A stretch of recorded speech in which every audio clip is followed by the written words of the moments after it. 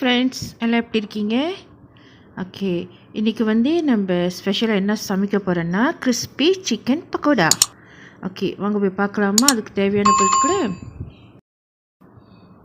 1/2 kilo chicken, boneless சிக்கனை கட்டமாக வெட்டி வச்சிங்க. கடலை மாவு 2 டேபிள் ஸ்பூன் எடுத்து வச்சிங்க. உப்பு 1/2 தேக்கரண்டி, மஞ்சத்தூள் 1/2 தேக்கரண்டி, கரம் மசாலா 1/2 தேக்கரண்டி, கொரியாண்டர் பவுடர் 1 டேபிள் ஸ்பூன் எடுத்து வச்சுக்கோங்க. சில்லி பவுடர் 1 இல்லைன்னா 2 டேபிள் ஸ்பூன் எடுத்துச்சிங்க. இதில் உங்களுக்கு உரப்பு கம்மியாக வேணும்னாக்கா 1 டேபிள் ஸ்பூன் போதும். சிக்கன் கறி powder 1 table spoon,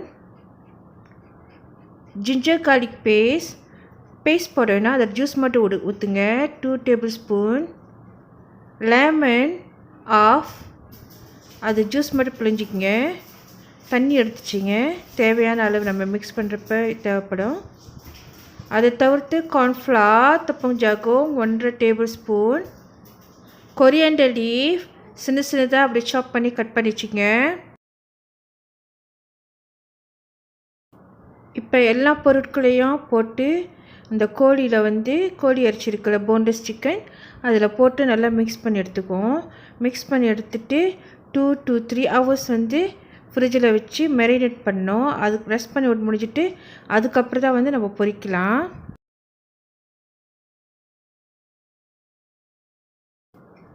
after 2 hours இப்போ நம்ம கோழி பொரிக்க ஆரம்பிப்போம். மேரினேட் பண்ணிச்ச கோழியை ஒவ்வொரு துண்டாக போட்டு நம்ம பொரிச்சு எடுப்போம். இது நல்லா கிறிஸ்பியாக உள்ளுக்கு நல்லா ஜூஸியாக இருக்கும். மிளகாத்தூள் நீங்கள் ஆட் பண்ணுறப்ப உங்களுக்கு உரப்பு கம்மியாக வேணும்னா அதோட குறைச்சி ஆட் பண்ணுங்கள், இல்லைனாக்கா ரொம்ப உரப்பாக இருக்கும்.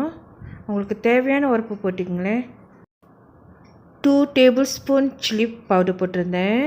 ஸோ நீங்கள் ஒன்று இல்லை 1க்கு குறைவாக கூட போட்டுக்கலாம். எனக்கு இது ஸ்பைஸியாக இருக்கும். 2 டேபிள் ஸ்பூன் ரொம்ப இப்போ ஸ்பைஸியாக இருக்கும். சிக்கன் பக்கோடா எல்லா தேவைகளுக்கும் நம்ம செஞ்சு சாப்பிடலாம். ஸோ வீட்டில் விசேஷம் இருந்தால் கூட நம்ம செஞ்சுக்கலாம். பார்க்குறதுக்கு ரொம்ப அழகாக நல்லா பாருங்கள், நல்லா அழகான கலர் உங்களுக்கு கிடைக்கும். சிக்கன் 65 நீங்கள் எவ்வளோ நேரம் வேணால் மேரினேட் பண்ணி வைக்கலாம். தேவைப்படுறப்ப கொஞ்சமாக எடுத்து பொரித்து நீங்கள் சாப்பிடலாம். ஸோ அந்தளவுக்கு நல்லா கன்வீனியனாக இருக்கும். நீங்கள் மேரினேட் பண்ணி வச்சிட்டிங்கனாக்கா கண்டிப்பாக நல்லா ருசியாக இருக்குது இந்த கோழி அடிச்சு. இங்கே பாருங்களேன் எவ்வளோ எப்படி சவந்து கிடக்குதுன்னு. சரிங்களா? இப்போ நம்ம ஒவ்வொன்றா போட்டு பொரிச்சு எடுத்த கோழி துண்டுகளை எடுத்து வச்சுருவோம்.